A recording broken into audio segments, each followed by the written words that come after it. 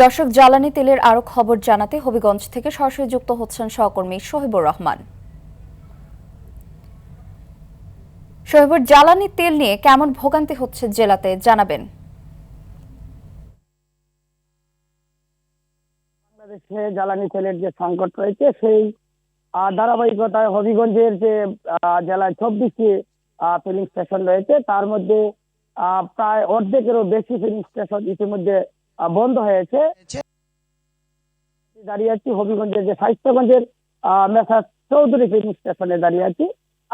আপনি দেখতে পারবেন যে হবিগঞ্জের যে চৌধুরী ফিলিং স্টেশনটি রয়েছে সেখানে মূলত সারা জেলার যে মোটর বাইকার এবং হবিগঞ্জ টু সিলেট রোডের যে বড় বড় বাস রয়েছে সেই বাসগুলো এখান থেকে মূলত তেল নিয়ে তারা তাদের গন্তব্যের জন্য যায়। কিন্তু আমি আপনাকে দেখানোর চেষ্টা করছি যে হবিগঞ্জের মোটর বাইকরা যারা আছে তারা দীর্ঘ ক্ষণ দাঁড়িয়ে লাইনে দাঁড়িয়ে তারা তেল পাচ্ছে এবং তাদের যে কাঙ্ক্ষিত তেলের যে চাহিদা সেটা কিন্তু তারা পাচ্ছে না। তারা যেমনটা অভিযোগ করে বলছিলেন যে আমরা 2 ঘন্টা 3 ঘন্টা যাবৎ দাঁড়িয়ে থাকি, তারপর আমরা 200 টাকার তেল পাই।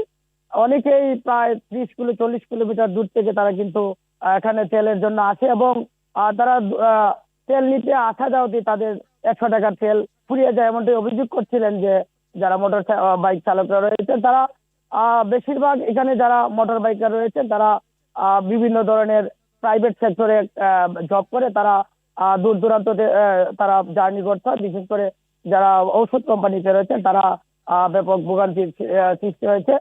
আমরা একজন ভাইয়ের সাথে কথা বলতে চাই যে দীর্ঘক্ষণ ধরে উনি দাঁড়িয়ে আছেন। ভাই, কতক্ষণ যাবত দাঁড়িয়ে আছেন এবং আমি বলি কতক্ষণ দাঁড়িয়ে আছেন? তেল কি পাচ্ছেন? কোথা থেকে আসছেন আপনি? শুনছিলেন রাখা যে একজন ভাইয়ের সঙ্গে কথা বলছিলাম, উনি যেমনটা জানিয়েছিলেন যে দীর্ঘ 1 ঘন্টা যাবত উনি দাঁড়িয়ে আছেন কিন্তু তেল পাচ্ছেন উনি 200 টাকা। আর রাখা আমি কথা বলছিলাম যে চৌধুরী ফিলিং স্টেশন তারা আগের চেয়ে পরিমাণে তেল কম পাওয়ায় তারা এই 200 টাকা করেই তেল দিচ্ছেন। তাকে এই ছিল আমার কাছে জ্বালানি তেল নিয়ে সর্বশেষ। ধন্যবাদ।